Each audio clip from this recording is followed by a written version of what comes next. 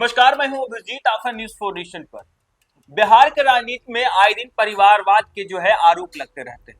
आपको बता दें कि बिहार में विधानसभा चुनाव होने हैं और बिहार विधानसभा चुनाव से ठीक पहले एक बार फिर से परिवारवाद का मुद्दा गरमाया हुआ है।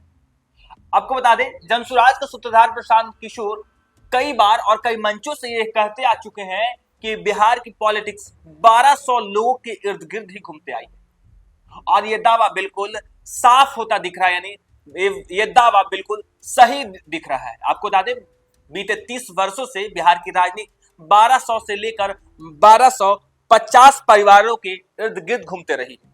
विधायक और सांसद बार बार इन्हीं के परिवार बनते आए हैं, या तो इनके बीवी, या तो इनके बेटे, या तो ये खुद बिहार में सांसद और विधायक बनते आए।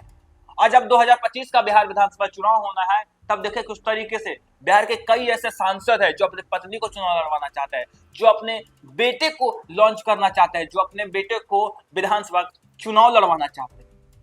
हालांकि कई बार परिवारवाद का मुद्दा जो है बिहार में सियासत इस पर हुई है कि तेजस्वी यादव परिवारवाद के जनक है, राहुल गांधी परिवारवाद के जनक है और कई ऐसी पार्टियां हैं जो परिवारवाद करती है। लेकिन तमाम दलों के जो नेता हैं, देखिए किस तरीके से उन पर परिवारवाद हावी है, चाहे भाजपा हो, जदयू हो, तमाम पार्टियां जो है, तमाम पार्टियों को जो नेता है, तमाम पार्टियों को जो सांसद हैं, विधायक है, या तो उनकी पत्नी चुनाव लड़ते आई हैं, या तो उनके बेटे चुनाव लड़ते हैं, या तो उनके पिताजी बिहार में सांसद और विधायक रहे हैं। और जब बिहार में 2025 के विधानसभा चुनाव होने, तो कई ऐसे सांसद हैं और कई ऐसे मंत्री हैं जो अपने बेटे को 2025 बिहार विधानसभा चुनाव लड़वाना चाहते हैं। हालांकि यह दावा जनसुराज के नेता प्रशांत किशोर ने पहले ही किया था और सच्चाई भी इसके करीब है। तभी तो बिहार की राजनीति में जब तब यह सुनने को मिलता है कि नेता का बेटा नेता नहीं बनेगा तो क्या बनेगा। अगले 3 महीने में बिहार में विधानसभा चुनाव है। इनमें से 16 से अधिक ऐसे नेता हैं जो अपने बेटे बेटियों को पहली बार चुनाव लड़वाने की तैयारी कर रहे हैं। या यूं कहे, बिहार विधानसभा चुनाव में 16 नेताओं के बेटा और बेटी लॉन्च होगी।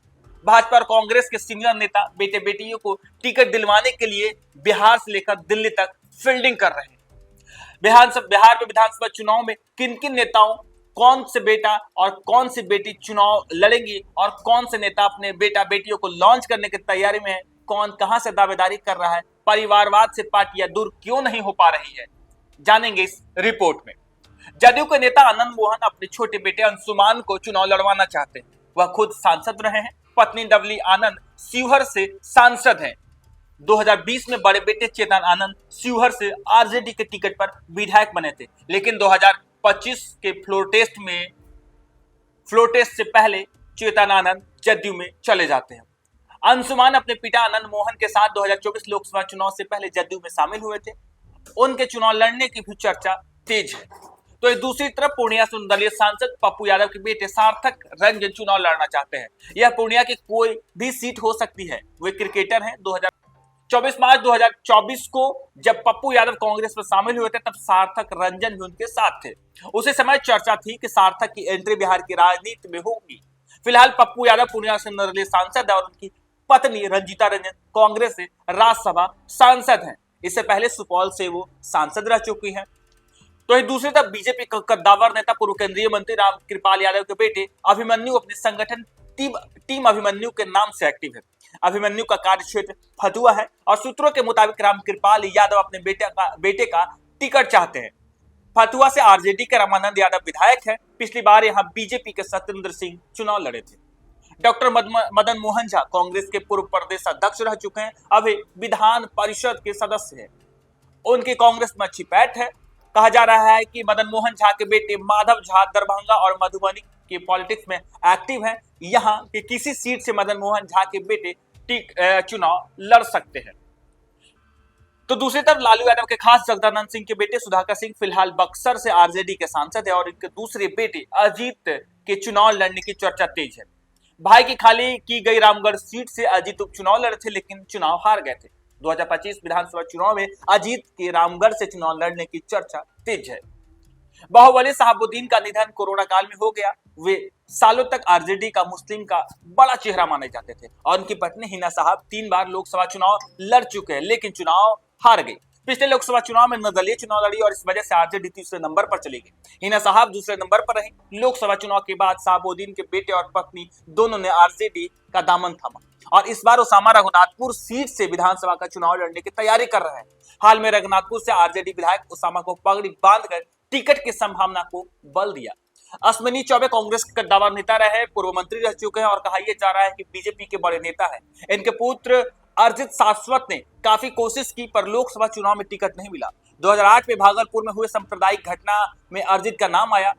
हाल में ही 6 जुलाई को पटना के गांधी मैदान सनातन महाकुंभ का आयोजन अश्विनी चौबे ने करवाया था और इसमें अर्जित शाश्वत भी काफी एक्टिव दिख रहे थे। अर्जित का कार्यक्षेत्र भागलपुर रहा है, टिकट के लिए दावेदारी कर रहे हैं। तो वहीं वशिष्ठ नारायण सिंह जदयू के पूर्व प्रदेश अध्यक्ष रह चुके हैं, वे अभी राष्ट्रीय उपाध्यक्ष है। उनके बेटे सोनू सिंह राजनीति में एक्टिव हैं और वो इस बार शाहाबाद के किसी भी सीट से चुनाव लड़ सकते हैं।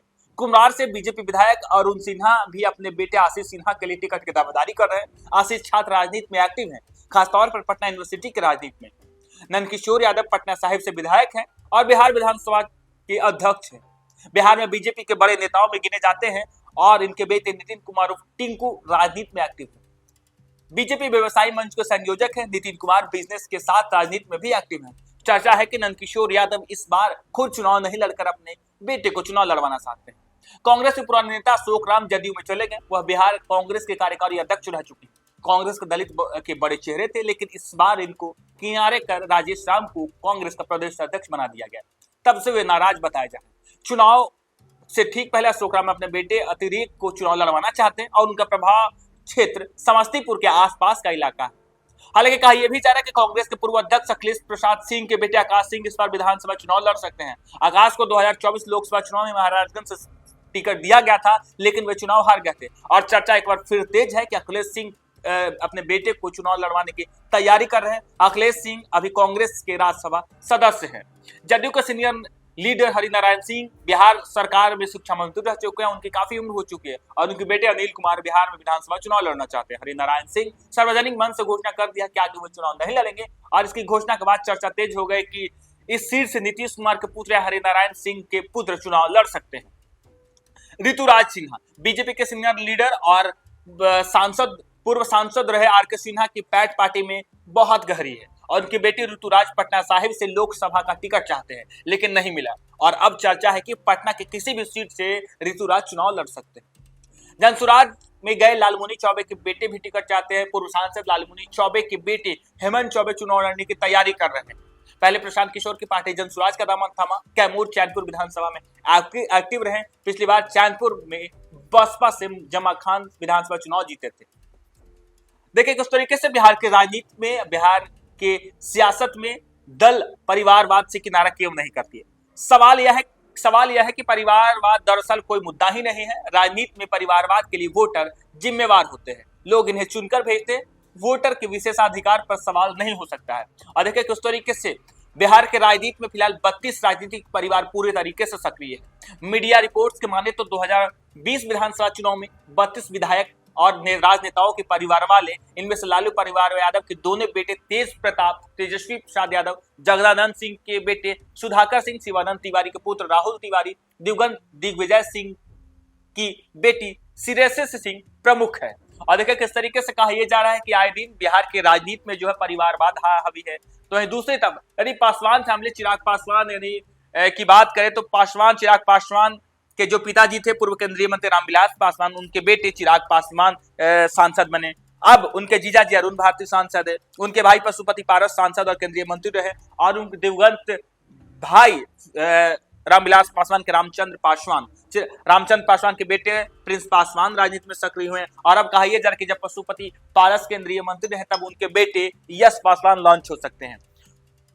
मांझी परिवार की बात करें, हम पार्टी की बात करें तो जीतन राम मांझी खुद पॉलिटिक्स में एक्टिव है। जीतन राम मांझी के बेटे बहू और कहा यह जाए कि इस बार एक और बेटे 2020 विधानसभा चुनाव में लॉन्च हो सकते हैं। यानी जीतन राम मांझी के पूरे परिवार जो है सेट हो सकता है। उनके समधी, समधन और बेटे, दामाद, तमाम लोग पॉलिटिक्स में। कहा यह जा रहा है कि इस बार जब बिहार विधानसभा चुनाव होगा तब जीतन राम मांझी के बेटे, बहू, समधिन के साथ साथ इस बार दामाद भी लॉन्च हो सकते हैं। इसके साथ छोटे बेटे भी लॉन्च हो सकते हैं। और देखिए किस तरीके से बिहार के राजनीति में परिवारवाद पूरी तरीके से हावी है। और कहा यह जा रहा है कि 1200 के इर्द गिर्द बिहार की राजनीति पिछले 30 वर्षों से गुजर रही है। कहा यह जा रहा है कि इसका जिम्मेवार भी आप भी हैं, इसके जिम्मेवार वोटर है, जो वोटर वोट करते हैं और वही जीत कर सदन जाते हैं। लेकिन जिस तरीके से कहा यह जा रहा है कि बिहार में परिवारवाद हावी है, आए दिन बिहार के कई राजनीतिक पार्टियों पर यह तमगा लगा हुआ कि परिवारवाद वाली पार्टी है। लेकिन देखिए, इस बार जब विधानसभा चुनाव होंगे तो कई ऐसे नेता हैं जो अपने बेटा के लिए, अपने बेटी के लिए और अपनी पत्नी के लिए सियासी दांव खेल रहे हैं और आपके पास जा रहे हैं, आपसे वोट मांग रहे हैं। हालांकि बिहार में विधानसभा चुनाव है, इसकी तैयारी जोरों शोरों से है। फिलहाल के लिए इतना ही। आप देख रहे हैं न्यूज़4 नेशन।